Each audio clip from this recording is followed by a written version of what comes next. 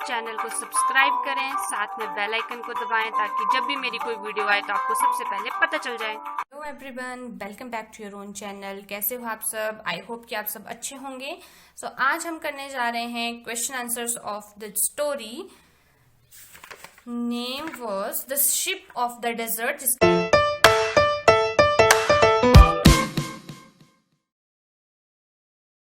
के बारे में हमने कल ही पढ़ा था और मैंने आपको कल पूरी स्टोरी बताई थी कि क्या क्या हुआ था और कैसा होता है जंगल का राजा और रेगिस्तान का जहाज। तो आज हम उससे रिलेटेड जो है वो क्वेश्चन आंसर्स करने जा रहे हैं। तो स्टार्ट करते हैं। फर्स्ट क्वेश्चन इज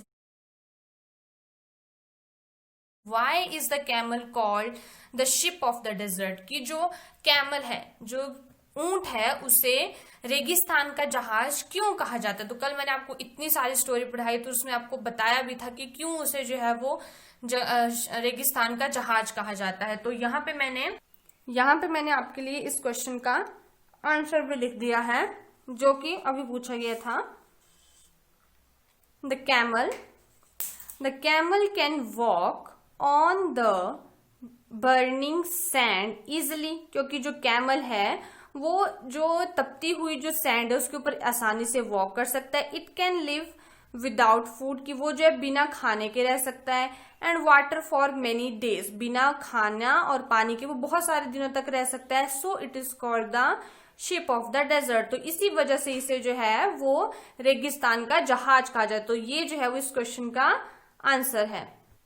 अब नेक्स्ट क्वेश्चन है हमारे पास, for how many week can camel store food? अब आपसे पूछा गया कि एक जो ऊंट होता है वो कितने वीक्स तक जो है वो अपने अंदर खाने को स्टोर करके रख सकते हैं। तो कल ही हमने इससे रिलेटेड पढ़ा था। यहाँ पे मैंने उस क्वेश्चन का आंसर लिख दिया है। A camel can store food in its कहाँ पे हम्प फॉर 2 वीक्स, कि वो अपने कुबड़ के अंदर जो है वो 2 हफ्तों तक खाने को स्टोर करके रख सकते हैं। तो यही आपसे जो है वो क्वेश्चन में पूछा गया था। Now the next question is what does the camel eat in the desert? कि जो कैमल है, जो ऊंट है, वो डेजर्ट के अंदर क्या खाता है, वो रेगिस्तान के अंदर क्या खाता है? तो कल हमने इसके बारे में भी बात की थी।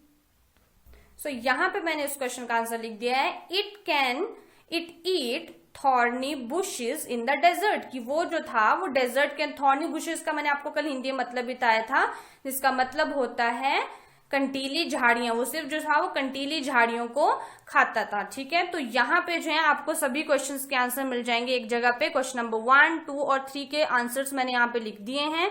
आप यहाँ पे वीडियो को पॉज करके इन सभी क्वेश्चंस के आंसर को लिख सकते हो। Let's move to the next question, to choose the right answer. तो राइट आंसर आपने इनमें चूज करना है। तो first question is name the ship of the desert. तो इतना हम पढ़ चुके हैं कि रेगिस्तान का जहाज हम किसे कहते हैं। बताओ आप सभी। लॉयन को बोलते हैं, कैमल को बोलते हैं, क्रैब को बोलते हैं, टाइगर को बोलते हैं। किसे बोलते हैं हम?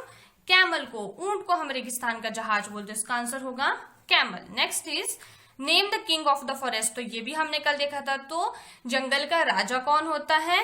लॉयन होता है, मंकी होता है, आउल होता है, क्रोकोडाइल होता है। कौन होता है? लॉयन। शेर को हम जंगल का राजा बोलते हैं। Next is the feet of the camel are, कि जो हमने कल देखा भी था जब वीडियो पढ़ा रही थी मैं आपको, कि फीट ऑफ द कैमल, की जो कैमल के जो पैर होते हैं वो कैसे होते हैं? थिक एंड पैडेड होते हैं, थिक एंड फैट होते हैं, थिन एंड पैडेड होते हैं, लॉन्ग एंड फैट। तो कैसे होते हैं उसके पैर? उसके पैर होते हैं मोटे और गद्देदार, थिक एंड पैडेड। नेक्स्ट चलते हैं। देयर आर नो रिवर्स और लेक इन द, कि जो नदियां हैं और जो झीलें हैं वो कहाँ पर नहीं होती हैं? प्लेन्स में नहीं होती हैं, प्लेट्यूज में नहीं होती है, माउंटेन्स में होती है, डेजर्ट में। कहाँ नहीं होती हैं? वो कहाँ नहीं होती हैं?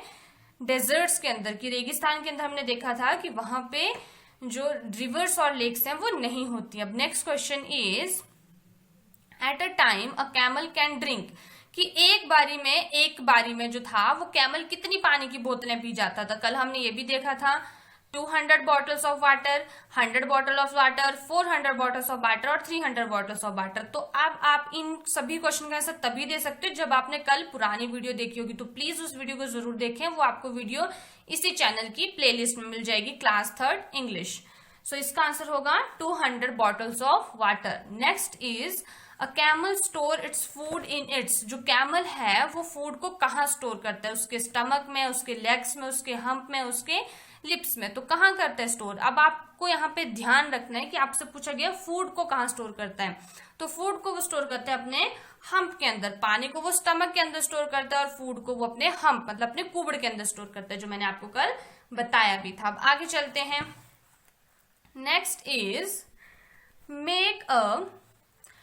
make as many words as you can from within a given words. The first one is done for you, कि आपको ये जो है वो नीचे शब्द दिए गए हैं, आपको इन्हीं शब्दों से और बहुत सारे शब्द बनाने, जितने की आप बना सकते हो। जैसे आपको एक करके दिखाया, जैसे आपको बताया रोरिंग, यहाँ पे आपको इन एक शब्द मिल रहा है, रैन RAN, ठीक है, ये एक शब्द मिल रहा है, रोअर आपको एक शब्द मिल रहा है। उसी तरह से आपको इन शब्दों के जो भी वर्ड्स आपको मिल रहे हैं आपने वो बताने। जैसे हमारे पास है फ्लारिंग, तो यहाँ पे हमें ING मिल रहा है, तो एक शब्द तो हमें इन ही हो गया, ठीक है। अब हम इसमें और कौन से शब्द कर सकते हैं? FROG, यहाँ पे आपको फ्रॉग भी मिल गया, ठीक है, ये है F, ये है R, ये है O और G, ये बन गया हमारे पास फ्रॉग। और कौन सा शब्द आपको इसमें मिल रहा है? ROW, ROW बन गया हमारे पास रो। अब मैं यहाँ पे सिर्फ 3 वर्ड्स लिखूंगी, बाकी के वर्ड आप खुद ढूंढ के बताओगे। एक और वर्ड बता देते हैं NOW। नाउ यहाँ पे मैंने 4 वर्ड्स आपको बता दिए, अगर आपको और कोई वर्ड्स मिलते तो आपने वो जरूर लिखने हैं, ठीक है। अब नेक्स्ट है ब्लिंकिंग। ब्लिंकिंग आपको इन शब्द के मतलब भी पता होने चाहिए, ठीक है। ब्लिंकिंग का मैंने आपको कल मतलब लिखवाया भी था। तो यहाँ पे भी अगेन इन आ गया, तो यहाँ पे भी हमारे पास एक शब्द तो इन ही हो गया। फिर लिंक हो गया, LINK, लिंक, ठीक है, एक शब्द हमारे पास ये हो गया। और कौन से शब्द आपको नजर आ रहे हैं यहाँ पे? King, KING, king. अब 3 वर्ड मैंने आपको बता दिया, अगर आपको यहाँ पे कोई और न्यू वर्ड मिल रहा है तो आपने उसको खुद लिखना है, ठीक है। नेक्स्ट है वंडरिंगली, ये भी मैंने आपको कल इसका मतलब है, तो यहाँ पे आपको कौन सा मिल गया? एक तो यही हो गया वर्ड वंडर, ठीक है, हैरान, तो यहाँ पे एक तो मैंने खुद लिख दिया वंडर। और कौन सा शब्द आपको यहाँ पे जो है वो लग रहा है? यहाँ पे भी एक इन मिल गया हमें, ठीक है। फिर और कौन सा हमें मिल रहा है यहाँ पे? वॉन, जीतना, जीत, ठीक है, वॉन हो गया। 3 शब्द मैंने लिख दिया, अगर आपको और यहाँ पे कोई वर्ड मिलता है तो आपने जरूर यहाँ पे लिखना है, ठीक है, जो कि आपके लिए एक होमवर्क है। Next is match the picture with the words given below.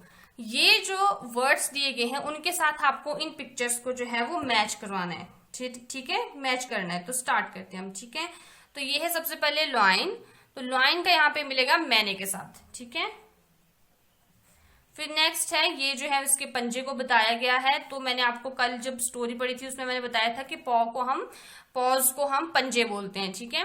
फिर ये है, ये जो है वो किसी फीट है ये, ठीक है, तो यहाँ पे हम इसको जो है वो फीट नहीं बोलेंगे क्योंकि ये जो है इसको हम हूफ बोलते हैं, हूफ, ठीक है।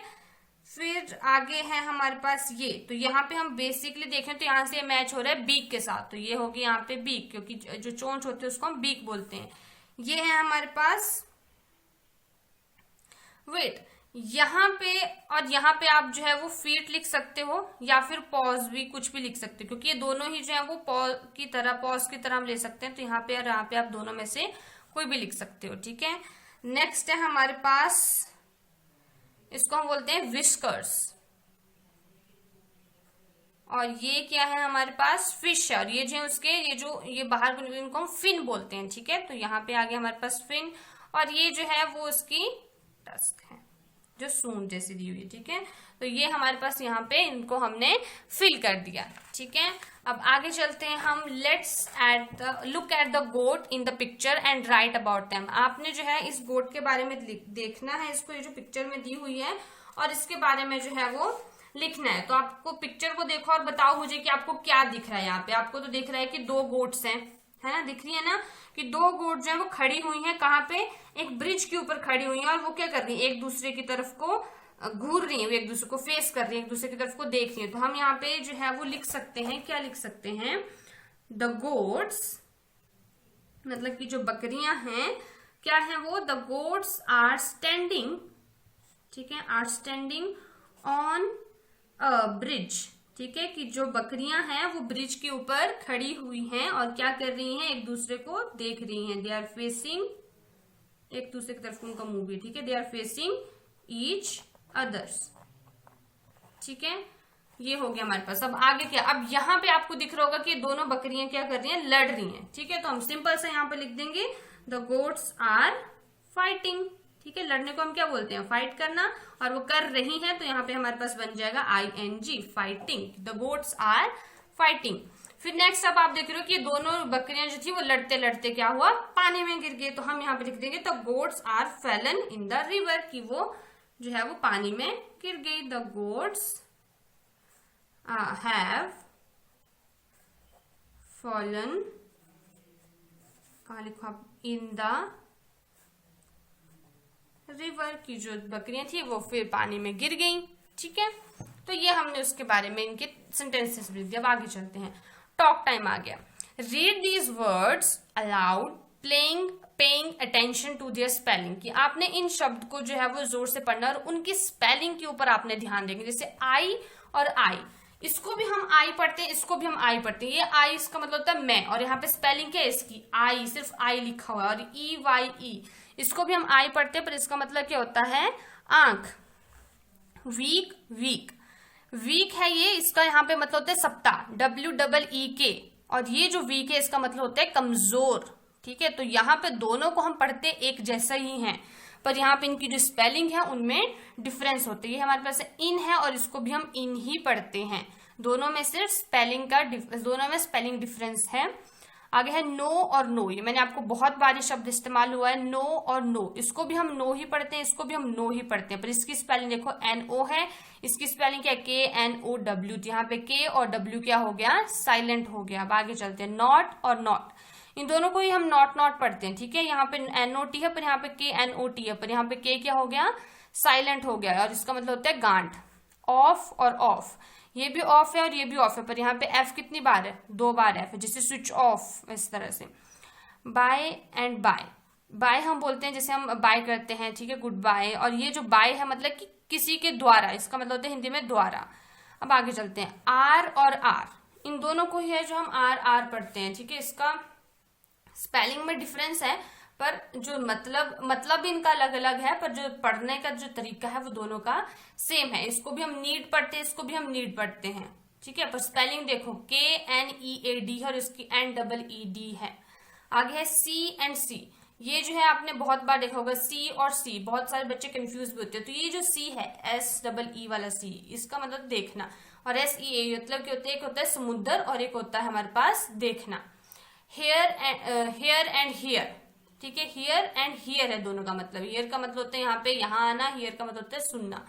8 एंड 8, ये जो है वो 8 है, 1 2 3 4 5 6 7 8 है ये। ठीक है, उस तरह के 8, और ये जो 8 है इसका मतलब होता है खाना।